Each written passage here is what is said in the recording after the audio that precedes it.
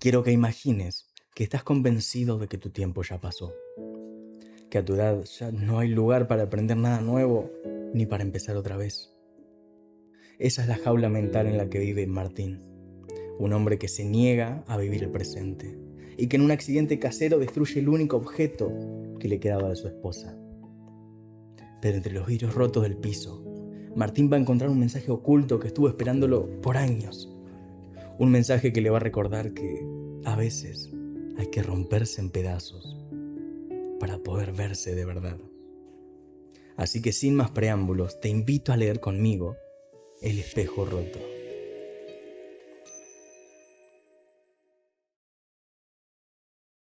El espejo se hizo pedazos contra el suelo de madera. Martín lo observó desde su silla sin levantarse. 75 años llevando ese cuerpo y ahora ni siquiera podía sostener un maldito espejo de mano. Los fragmentos brillaban entre las tablas como pequeños charcos de agua. Déjelo ahí, don Martín, dijo Clara desde la cocina. Ya lo recojo yo. Pero Martín ya estaba agachándose, ignorando el dolor en las rodillas. Tomó el pedazo más grande, que era casi del tamaño de su palma. Su reflejo apareció fragmentado en el piso. Un ojo, parte de la nariz, la comisura de los labios. Nunca me gustó este espejo, murmuró. Clara apareció en el umbral, secándose las manos en el delantal. Lo trajo su esposa, hace como 30 años, ¿no? Por eso mismo. Martín miró el fragmento que tenía en su mano. En el reverso, apenas visible bajo años de polvo, había algo escrito con marcador permanente. Acercó el trozo a la ventana para poder verlo mejor. La letra de Elena era inconfundible. Para que veas lo que yo veo. Se quedó inmóvil. ¿Está bien?, preguntó Clara. Martín no respondió. Estaba recordando el día que Elena le regaló ese espejo.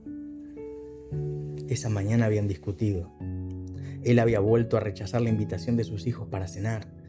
Había cancelado la clase de pintura que ella llevaba meses sugiriéndole. Había dicho que no tenía sentido comprar plantas nuevas para el jardín porque... ¿Total para qué?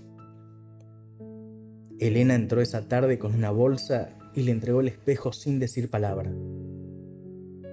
¿Qué es esto?, había preguntado él. Un recordatorio. ¿De qué?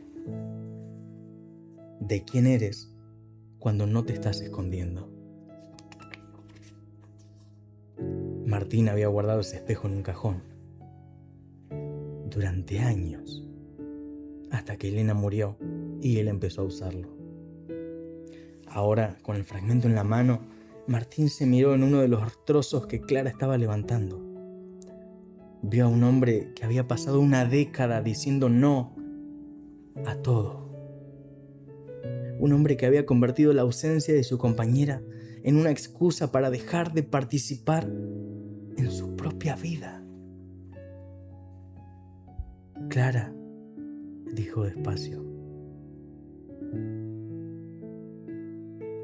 ¿Todavía dan esas clases de acuarela en el club?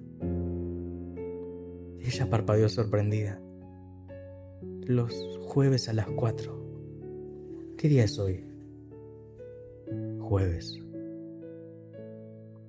Martín miró el reloj. Las 3:20. Se puso de pie sintiendo cada uno de sus 75 años, pero sintiendo también una ligereza que había olvidado que existía. Voy a necesitar que me alcances mi chaqueta, dijo. Y quizás... ¿Podrías llamar a Miguel?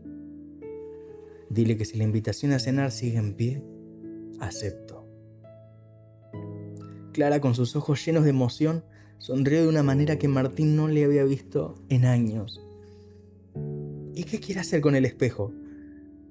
Martín observó los fragmentos en el suelo. Cada pedazo reflejaba una parte diferente de la habitación. La luz de la ventana, el cuadro que Elena había pintado, las plantas muertas que él mismo nunca sacó. Déjalo, dijo. A veces las cosas tienen que romperse. Salió de la casa a las 3:40. Llegó tarde a la clase. La profesora, una mujer de unos 60 años con el cabello plateado recogido en una trenza, le alcanzó un pincel y una hoja en blanco. Yo nunca he pintado antes, admitió Martín. Perfecto, respondió ella, entonces no tendrás que desaprender nada. Martín mojó el pincel en el agua. Su mano temblaba, pero esta vez no era solo por la edad. Era algo distinto, algo parecido al miedo, pero también a la emoción. Trazó la primera línea. Era torpe, completamente imperfecta. Y por primera vez en 10 años, Martín sonrió, mirando algo que él mismo había creado.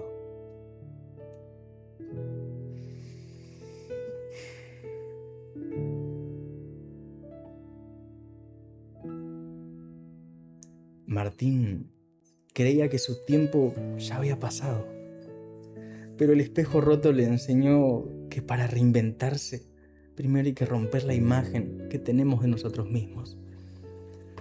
A veces, la única forma de avanzar es animarse a empezar de cero otra vez. Martín aprendió a pintar para sanar su propia soledad. Y eso fue un acto de amor propio. Pero hay veces que empezar de cero es una forma de amar a alguien más. Y eso es lo que hizo un padre que, en absoluto secreto, dedicó un año entero a preparar el regalo más difícil de su vida para la boda de su hija. Si sentís que las palabras ya no alcanzan para pedir perdón, tenés que escuchar esta historia.